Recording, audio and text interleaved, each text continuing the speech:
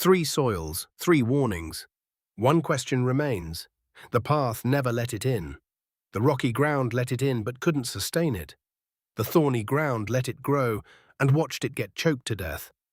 If you've been watching this series, you might be wondering, does anyone actually get this right? Is real, lasting, fruit-bearing faith even possible? Or is the whole parable a setup for failure? Jesus doesn't leave us wondering, he saves the best for last. The fourth soil changes everything. Matthew 13, verse 8. Still other seed fell on good soil, where it produced a crop, 100, 60, or 30 times what was sown. And Jesus' explanation in verse 23, but the seed falling on good soil refers to someone who hears the word and understands it. This is the one who produces a crop, yielding 100, 60, or 30 times what was sown. 4 words change everything. Hears the word and understands it.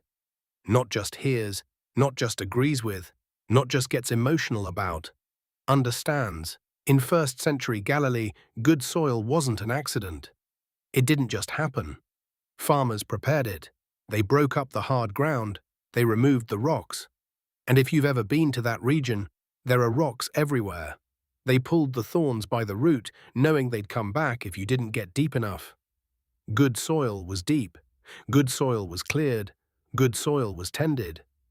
And here's the key. The sower doesn't only throw seed on the good soil. He scatters it everywhere, on the path, on the rocks, among the thorns.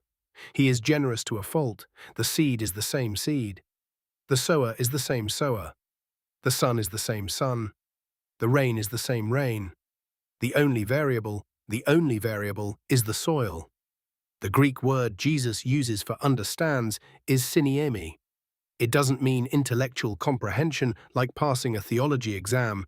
It means to put the pieces together, to bring things into relation with each other.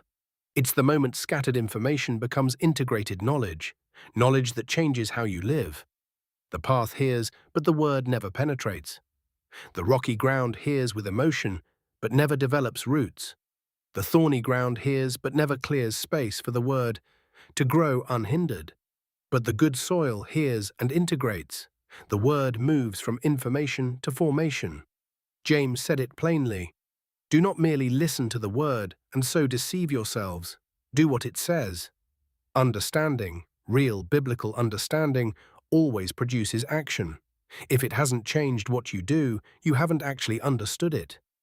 Now look at the yield, 30, 60, 100 times what was sown.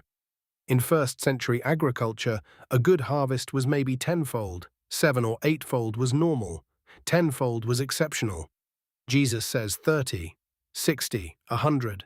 These are not agricultural numbers, these are miracle numbers. And notice, he doesn't say everyone produces 100, some 30, some 60, some 100, different yields. But every single one is supernatural. Here's what that means. God is not comparing your 30 to someone else's 100. He's celebrating that good soil produces anything at all. And the yield, whatever it is beyond what nature alone could do. Stop measuring your output against someone else's field. The question isn't, why only 30? The question is anything growing?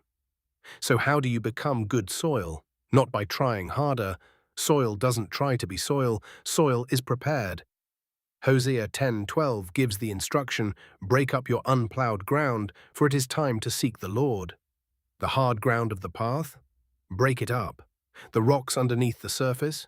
Remove them. The thorns competing for nutrients? Pull them out. This is not a one-time event. A farmer doesn't prepare the soil once and never touch it again. Every season, the ground needs to be worked again. The path can reform. Rocks can rise back to the surface. Thorns can regrow. Becoming good soil is not a moment. It's a discipline. Ezekiel 36:26. God says, I will remove from you your heart of stone and give you a heart of flesh. Here's the hope. You don't have to do this alone. God is the ultimate farmer. He knows how to break hard ground. He knows where the rocks are buried. He knows which thorns run deepest. Your job is not to transform yourself. Your job is to stay in the field and let him work. 4 soils, same sower, same seed. The path, never receives. The rocks receives without roots. The thorns receives and grows, but produces nothing. The good soil hears, understands, and bears fruit. 30, 60, 100-fold. Jesus told this parable to a crowd. He didn't pull anyone aside and say, "Here's which soil you are." He just told the story and let it land. That's what I'm doing now. You know which soil you're in. You've known since part 1. The question isn't diagnosis, it's, what are you going to do about it?